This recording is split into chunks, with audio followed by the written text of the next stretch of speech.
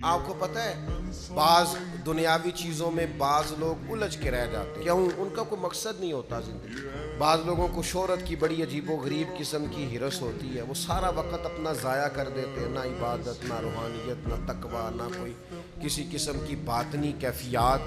بس میں بھی ہوتا ہوں، میرا بھی ایک نام ہوتا ہے، ساری زندگی ضائع ہو گئی۔ اپنے لیے کوئی بہترین مقاصد تلاش کریں۔ آپ کے یہ جو چھوٹے موٹے جھگڑے ہوں گے، زندگی کے مسائل ہوں گے، یہ ویسے رستے میں رہ جائیں گے۔ آپ کو محسوس ہوگا یہ ہے ہی نہیں۔ لوگ جدوجہد کرتے تھے، صحابہ چلتے تھے، میلوں کا سفر، مہینوں کا سفر ہوتا تھا، پیروں میں چھالے پڑ کر ٹوٹ جاتے تھے اور زخم بن کر ٹھیک ہو جاتے تھے، پر ان کا سفر جاری رہتا تھا۔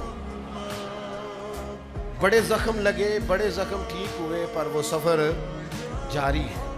اپنے مقاصد کا تعین کریں۔ ایسا نہیں ہوتا کہ سارے رستے ہموار ہی ہوں، پہاڑی رستہ بھی ملتا ہے۔ ایسا نہیں ہوتا کہ سب رستوں کے اندر سڑکیں ٹھیک ہی بنی ہو، ٹوٹے رستوں سے بھی گزرنا پڑتا ہے۔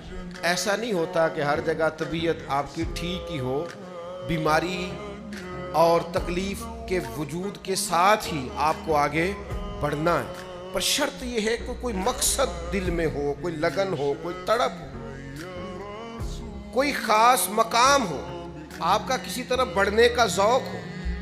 میں دیکھتا ہوں ہمارے ہاں بہت سارے لوگ ہیں دینی دنیاوی کام کرنے والے، لیکن کوئی خاص مقصد نہیں ہوتا، اس کے پیچھے کوئی ترجیحات بڑی نہیں ہوتی، اس کے پیچھے ان کے کوئی بہت بڑا فلسفہ کار فرما نہیں ہوتا۔ بس رسم کی طرح ہے، میلاد آیا ہے تو کرنا ہے، محرم آیا ہے تو منانا ہے، اور اگر کوئی اور دینی دنیاوی ایونٹ آیا ہے تو وہ گزارنا ہے، لیکن اس کے جو بھرپور مقاصد ہیں، ان مقاصد کی طرف ان کی توجہ نہیں ہوتی۔ میلاد صرف ربیع الاول میں نہیں ہوتا، حضور کا ذکر تو سارا سال ہونا چاہیے، سیرت کا باب تو ہر وقت کھلا رہنا چاہیے، انسان کو تو ہر وقت کوشش کرتے رہنا چاہیے، کچھ نہ کچھ حضور کا دین پھیلانے کی اس کے اندر طلب ہر وقت ہونی چاہیے۔ امام حسین کا پیغام صرف 1 سے 10 محرم تک نہیں ہے، یہ آج جو کچھ پوری دنیا میں ہو رہا ہے اور جو جس طرح اسرائیل دندناتا پھر رہا ہے، یہ ساری یزیدی سوچے ہی تو ہے، اور اس کے مقابلے میں آگے بڑھ کے اگر کوئی لڑ سکتی ہے تو فکر امام حسین ہے۔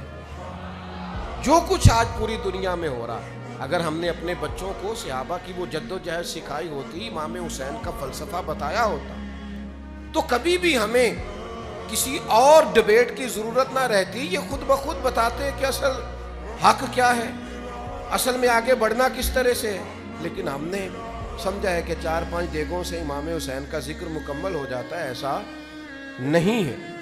تو ایک مقصد حیات، اور اس مقصد کے تحت ضروری نہیں کامیابی بھی ملے، یہ بھی ضروری نہیں کہ آپ جیت کے ہی سوئے۔ ہر آدمی کا جیتنا ضروری نہیں ہوتا، لڑنا ضروری ہوتا۔ 14 صحابہ بدر میں شہید ہو گئے تھے، انہوں نے تو مکہ فتح ہوتے نہیں دیکھا، لیکن فتح مکہ میں سب سے زیادہ کردار ان 14 لوگوں کا ہے جو بدر میں شہید ہوئے۔ وہ کامیابی کی پہلی سیڑھی بنے تھے۔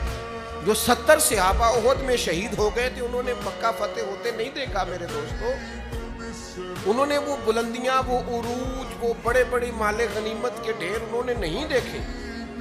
جو اسلام کے پاس بعد میں قوت آئی، دولت آئی، وسائل آئے، وہ انہوں نے نہیں دیکھے، لیکن حضرت امیر حمزہ کا خون کبھی اسلام میں بھلایا نہیں جا سکتا، حضرت عبداللہ بن جہش کی دعائیں بھلائی نہیں جا سکتی، حضرت سعد بن معاذ کا جذبہ بھلایا نہیں جا سکتا، حضرت مصعب ابن عمیر نے اس طرح جان قربان کی تھی کہ آخری وقت کفن بھی پورا موجود نہیں تھا۔ تو کیا بھلائے گی تاریخ ان لوگوں کو؟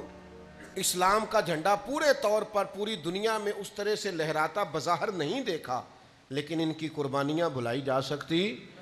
تو کوئی مقصد تو بنائیں۔